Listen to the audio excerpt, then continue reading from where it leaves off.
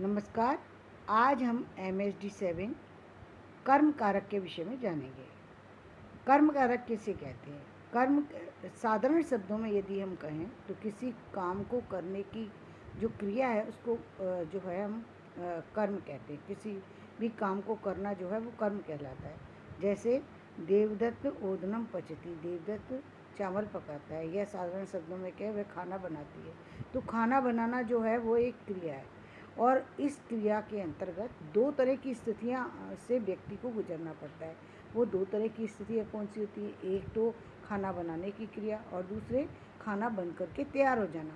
तो एक को हम कहते हैं व्यापार और दूसरे को हम फल कहते हैं। यदि हम संस्कृत में इसकी परिभाषा देखें तो इसको कहेंगे क्रियते यत् तत्कर्म। जो किया जाए वो कर्म कहलाता है।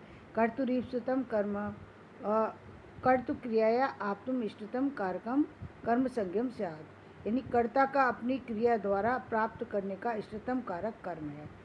मतलब जो भी व्यक्ति अपने द्वारा जो किसी काम को करता है उसके द्वारा जो उसे फल मिलता है उसे उस काम को हम कर्म कहते हैं।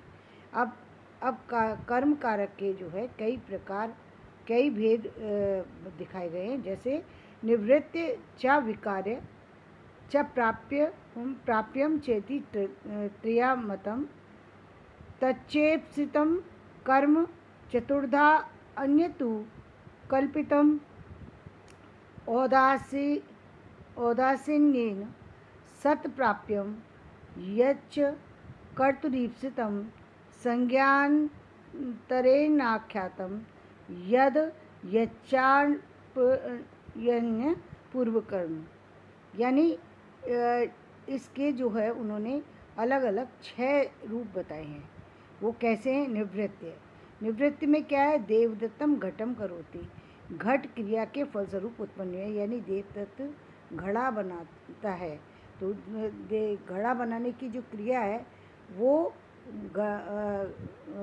घड़ा जो है वो देवदत्त के द्वारा बनाया गया।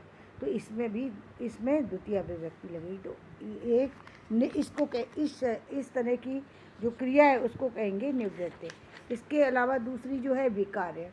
कुछ ऐसे काम होते हैं जो जिनका जब हम करते हैं तो उसका स्वरूप बदल जाता है। जैसे सोने का काम है तो सोने की यदि सोने से कोई आभूषण बनाता है व्यक्ति तो सोने को तपाता है और तपा करके तब उसको आभूषण का आकार देता है। तो उसी तरीके से तो इसको हम विकार्य कहते हैं। और इसका उदाहरण दिया है सुवर्ण कुंडलम करोति, सोने को जलाकर वो कुंडल बना देता है। प्राप्य। अब प्राप्य क्या? जैसे कभी कभी हमारी इच्छा से कोई चीज़ हमें प्राप्त हो जाती है। रूपम पश्यति, मतलब रूप को देखता है या किसी चीज़ को देखता है, किसी दृश्य को देखता है। तो ये देखने की जो प्रक्रिया है, देखने में वैसे तो इसमें कोई कर्म नहीं हो रहा। सामान्य शब्दों में देखा जाए तो कोई क्रिया नहीं हो रही, लेकिन कर्म तो हो रहा है। देखने की क्रिया चल रही है तो कर्म तो हो रहा है कि वो कर्म वो उसे देखने में लगा हुआ है। तो ऐसे जो चीज़ें होती है उसको हम कहते हैं प्राप्य, जो सहज से अपने आप से प्राप्त हो जाती है।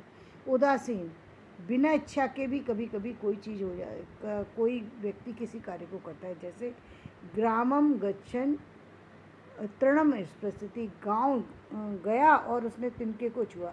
अब तिनके को छूना कोई उसके कोई कारण नहीं है, उसके पीछे कोई लॉजिक नहीं है।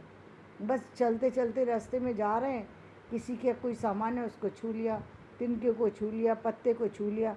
तो इस तरह की जो क्रिया होती है वो उसको कहते हैं उदासीन। यानी इसमें कोई भी भाव नहीं है, इसमें कोई पहले से कोई इच्छा छिपी हुई नहीं है। अनीप्सित। तो ओदनम भुजामो विषा भुक्ते, यानी चावल खाते खाते विष को खा गया। जब विष खाने की इच्छा नहीं थी लेकिन भूल से विष खा गया चावल के साथ। अनाख्यात। अनाख्यात क्या? जैसे गाय को धोना, गाय के धोने में जो गाय को धोने की इच्छा नहीं है लेकिन फिर भी जो इसको कोई विशेष काम नहीं कहेंगे या कुछ नहीं कहेंगे। तो इस तरह की जो स्थितियाँ जो होती हैं उसको अनाख्यात कहते हैं। धन्यवाद। आज का वीडियो मैं यहीं समाप्त करती हूँ। यदि मेरा वीडियो पसंद आए लाइक करें, शेयर करें, सब्सक्राइब करें। धन्यवाद।